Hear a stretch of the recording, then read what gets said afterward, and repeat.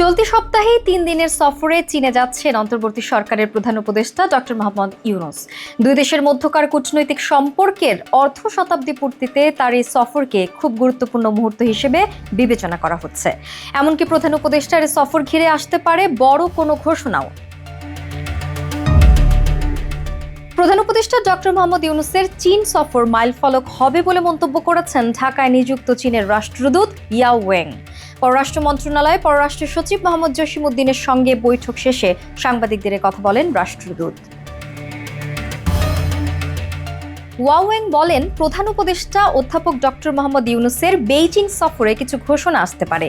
এ সফরটি হবে দুই দেশের সম্পর্কের 50 বছর পূর্তিতে এক গুরুত্বপূর্ণ মাইলফলক।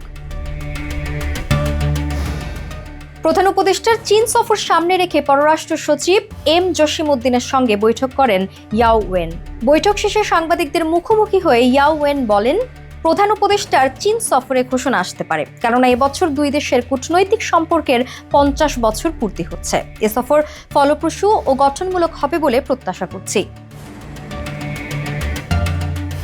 প্রধান উপদেষ্টার সফর নিয়ে যুক্তরাষ্ট্র, ভারত সহ সারা বিশ্বের দৃষ্টি রয়েছে এমন এক প্রশ্নের উত্তরে ইয়াও ওয়েং বলেন, এটি বাংলাদেশ ও চীনের মধ্যে সফর। আমরা চাই সফরটি যেন বাংলাদেশ চীন সম্পর্কের জন্য ভালো কিছু হয়।